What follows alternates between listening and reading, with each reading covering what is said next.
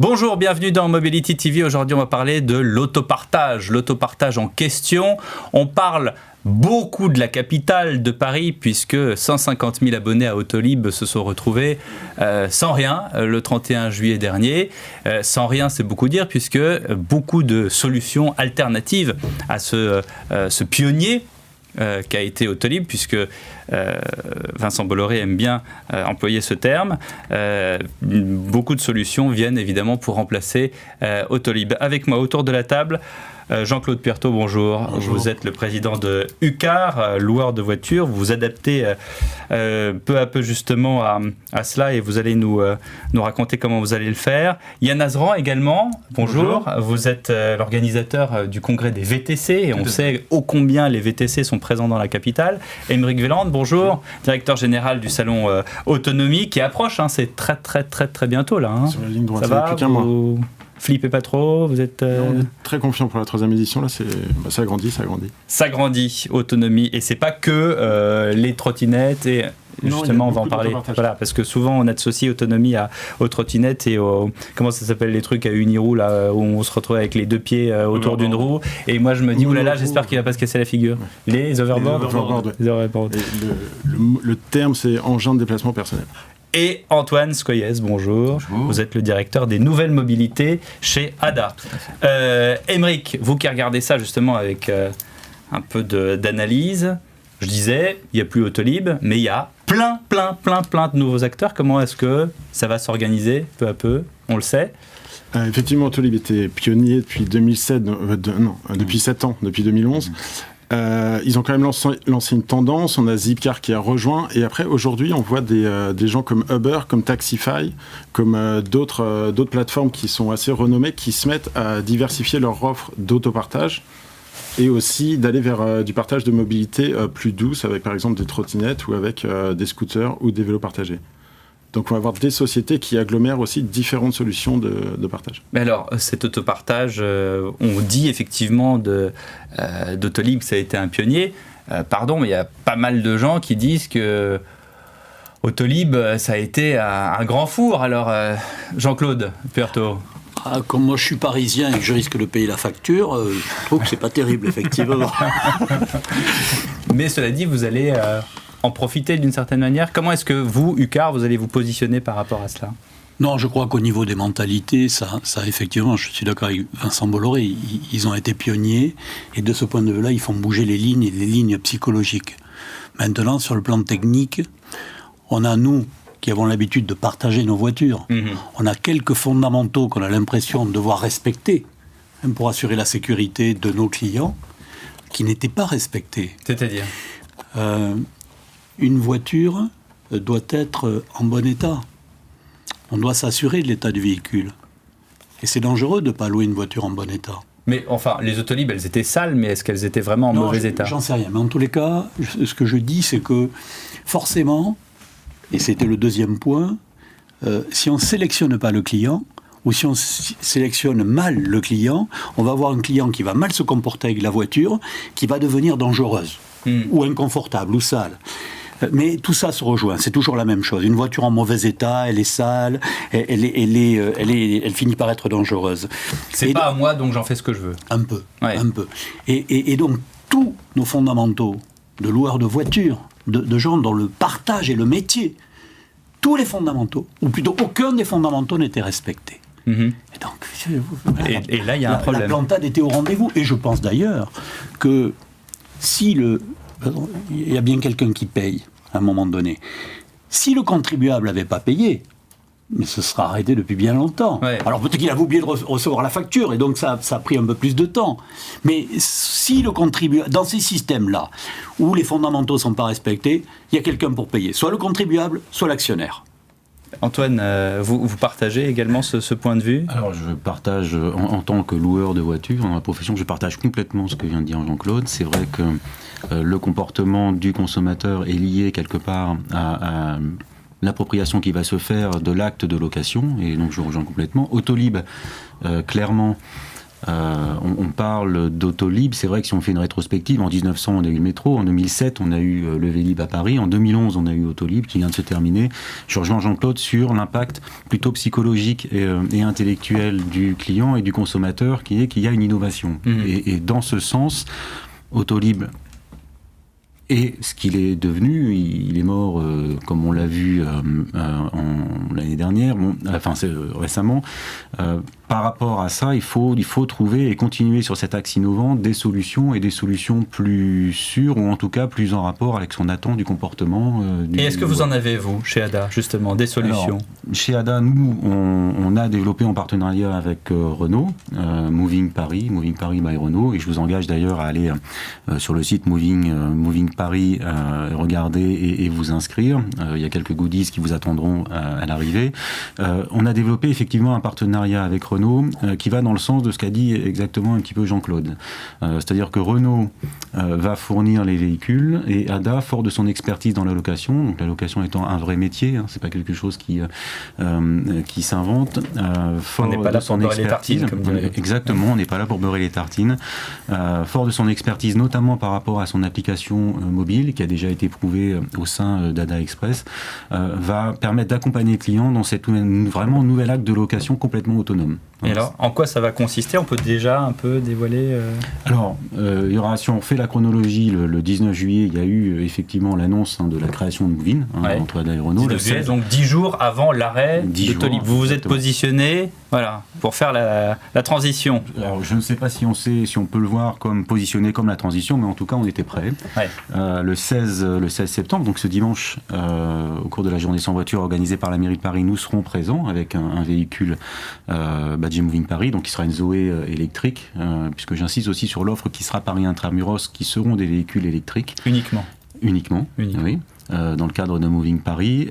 Et le 27... les Twizy aussi, mais alors il y a des Twizy également, mais les Twizy, on peut y venir si vous voulez, mais effectivement, ce sont 2 places et plus apparentés. Voire une et demie. Chez Total. Non, chez Moving Paris également. Mais plus commencez pas à tout mélanger. On reste chez ADA et c'est Moving Paris. ADA, Moving Paris, qui est donc bien le partenariat ADA Renault. Et le 27 septembre, on lance ce service de façon opérationnelle le 27 septembre. Donc on va plutôt, en phase test, dans la phase de lancement, concentrer les véhicules dans le 11e et le 12e arrondissement de Paris.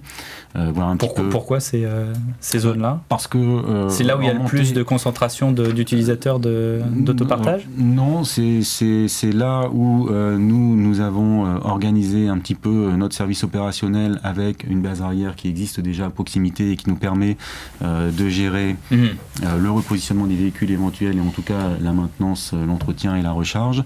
Et puis ça permet aussi de voir l'appétence du consommateur par rapport à ce nouveau service, d'avoir un mapping aussi d'utilisation et de parcours du consommateur par rapport à ce service et avec la montée en cadence d'évoluer bien évidemment sur tout Paris Intramuros à terme. L'idée c'est de prendre les 150 000 abonnés d'Autolib ou de... Je parlerai pas. En fait, je parlerai pas. Je ne prendrai pas en référence complètement Autolib. Autolib avait 150 000 inscrits, je crois, et réellement 100 000 abonnés. Peu importe. On parle de 100 000 personnes à peu près. L'idée, c'est de, et encore une fois, comme l'a très bien exposé Jean-Claude au début de l'interview, c'est d'accompagner ce client, d'accompagner le consommateur vers ce nouvel acte de location. Il y avait 100 000 inscrits Autolib. Ça laisse présager qu'effectivement, il y a de la place. Il y a de la place pour vous? Non, j'en veux pas. J'en veux pas, je sais pas faire. Quand on parle de partage, d'autopartage, on a un vrai problème de vocabulaire. Et il faut revenir à ce que c'est la location et le partage selon la durée. Il y a des actes de très courte durée. C'est l'autopartage à la Autolib. Il y a la location courte durée, c'est notre métier. Contrat de 4 jours. Et puis il y a la longue durée, 3 ans. Ce sont des métiers complètement différents. Sur la très courte durée, je ne sais pas faire. Donc vous n'y allez pas? Et je ne crois pas à l'existence du modèle. Ah, vous n'y croyez pas? Et non, j'y crois pas. Okay, c'est-à-dire que tout ce qui va remplacer Autolib, ça va être un nouveau four. Je vais vous faire une confidence technique. Nous, on a l'habitude de contrats de 4 jours, 100 heures. Vous pourriez penser que les sinistres se distribuent équitablement autour des 100 heures. La 74e heure valent en termes de sinistre la même chose que la 14e. Eh bien, pas du tout. La première heure est épouvantable. 10% des sinistres. La deuxième heure, quand vous concentrez sur une durée très courte le potentiel de sinistre, mais ça coûte une fortune. Et moi, ça me pose un problème technique, économique, et un problème de société. Ça coûte plus cher, les sinistres coûtent plus cher que le chauffeur. Pourquoi ne pas demander à des taxis ou à des VTC de faire le boulot ? Ben, ils vont le faire. Mais non, mais j'en suis persuadé. Et il va nous en parler, Yann. Et j'en suis ravi. Pourquoi ? Si vous voulez faire partager une voiture sur des durées courtes, ça coûte plus cher que de faire intervenir des chauffeurs. Qu'est-ce qu'on répond à ça, Aymeric Velland ? Moi, je voulais préciser sur Autolib, le modèle, c'était un partenariat public-privé. Ouais. Et Autolib n'a pas vraiment évolué depuis 2011, depuis les 7 ans. On parlait d'innovation, la voiture sale ou propre, mais je pense que déjà pour louer une Autolib, c'était difficile. C'est-à-dire qu'il fallait s'enregistrer avant, recevoir sa carte avant. Si j'étais un touriste, Paris c'est la capitale du tourisme, je ne pouvais pas louer une Autolib. Si je suis lyonnais, je ne pouvais pas louer une Autolib. Il fallait être parisiano-parisien. Voilà, ouais. Et implanté depuis au moins 2-3 semaines pour recevoir la carte chez soi. Et donc je pense que c'est un grand frein quand on sait que ce business model est lié au taux d'utilisation du véhicule. Donc on n'a jamais rien fait pour augmenter le taux d'utilisation du véhicule. D'accord, mais quand vous entendez Jean-Claude Puerto dire, voilà, moi, ce business model, j'y crois pas. Moi, 100 000 clients, j'y crois. Enfin, si on me dit, t'as un business model avec 100 000 clients et à vous autonomie... Vous n'êtes pas découragé, vous ? Absolument pas, mais c'est un axe intéressant et important, la sinistralité, et effectivement... les probabilités qui font qu'il y aura un accident vraisemblablement dans un trajet assez court, voire plus court, c'est un axe qu'on prend en compte, c'est un axe qui est pris en compte, et qui est pris en compte bien évidemment avec les partenaires qu'on aura pour assurer nos véhicules. Et c'est qui ? C'est des assureurs français ou pour l'instant, vous le verrez en temps et en heure.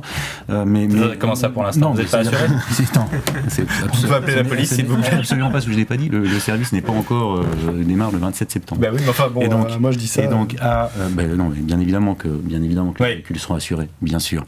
Je rebondissais juste sur le fait que je suis en accord avec la sinistralité qui est différente. Vous m'avez demandé est-ce que c'est un point bloquant ? Non, ce n'est pas un point bloquant pour nous, Moving Paris.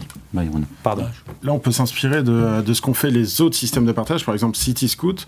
Eux, ils ont mis en place un système d'école un peu. C'est-à-dire que tous les CityScoot, si on a une petite appréhension, on peut aller s'entraîner à conduire un CityScoot avant. Peut-être que Moving pourrait aider à entraîner les gens. Et CityScoot le voit sur sa courbe d'expérience, c'est-à-dire avec les clients qui reviennent, ils utilisent le CityScoot effectivement de plus en plus vite. Sauf que les réglages à mettre en place quand je rentre dans un véhicule, quand je rentre dans une voiture, ne sont pas les mêmes que sur un scooter où c'est relativement rapide. Et c'est là-dessus que je rejoins Jean-Claude, c'est que en effet, il y a la problématique de sinistralité qui vient de tout plein d'usages. Un des usages, c'est que une Autolib, une personne sur deux à laquelle j'ai demandé ne s'occupait pas d'aller remettre son rétro à la bonne place, de mettre ses rétroviseurs comme il faut, etc., d'avancer son siège. C'est des petites choses toutes bêtes, mais qui sont extrêmement importantes pour la sécurité. Et en effet, quand on va prendre quelqu'un de 18 ans, puisque pour le coup Autolib, dès qu'on avait son permis on pouvait y aller, et qu'on va lui dire bon bah non seulement tu vas pas prendre la voiture de papa ou maman avec laquelle tu as été habitué, mais tu vas prendre une voiture qui est différente. Au fur et à mesure en effet je vais m'habituer à la Zoé, mais il y a toujours un risque, et c'est là-dessus en effet moi que j'essaye de mettre le projecteur pour que vous y ayez une attention particulière. Vous n'avez pas peur pour vous c'est ce genre de réglage là. C'est un point très intéressant, et ça rebondit sur ce dont tu as parlé Jean-Claude, sur le comportement du consommateur. Et j'apprécie que vous notiez qu'effectivement, Autolib, c'était une Blue Car. La Blue Car, on ne peut pas dire que ce soit un véhicule auquel on soit réellement habitué. Il avait ses avantages et ses inconvénients. C'était très basique. C'était basique, mais c'était pas surtout un véhicule commun qu'on voyait clairement dans la rue tous les jours. La Zoé reste un véhicule qui s'apparente d'un véhicule grande série. C'est un véhicule auquel on est plus habitué quand même à circuler. Même si on est jeune conducteur, on a quand même circulé dans le véhicule de ses parents. On sera donc plus à même d'adapter déjà l'acte de conduite au véhicule, parce que c'est un véhicule qui se rapproche d'un véhicule courant. Le deuxième point sur le comportement du consommateur, une chose, c'est qu'Autolib, il n'y avait pas de constat avant prise du véhicule et surtout après restitution du véhicule. Alors je ne sais pas ce que feront les autres acteurs qui arriveront sur le marché assez rapidement, mais en tout cas au niveau de Moving Paris, on a un checking à l'entrée du véhicule, on a un check-out à la sortie du véhicule et on a une caution. Ça va responsabiliser d'autant plus le conducteur qui fera notamment un peu plus attention à son véhicule, qui ne pouvait le faire avec Autolib. bien évidemment. Mais le Donc, check-in, ça le- rejoint attendez. C'est un peu ce que fait Mais Virtuo, le n'est-ce pas check-in. sur la location de voiture, l'application Virtuo qui fait Oui. ce Tout à même fait. genre de choses, un Exactement. constat comme Mais ça le en check-in, photo. du coup, il dure. Très rapide. D'accord. Très rapide. Ouais, c'est Mais ça. il faut C'est pas parce que Oui, normalement, surtout. si on prend une Autolib ou une voiture en autopartage, on va la prendre comme ça, quoi. Mais Donc on s'il faut responsabilise- mettre Non, 5 minutes à faire le je vous check-in, rejoins, mais etc., je j'ai rebondis raté. exactement sur ce que tu viens de dire, sur ce que vous venez de dire, et avec Jean-Claude.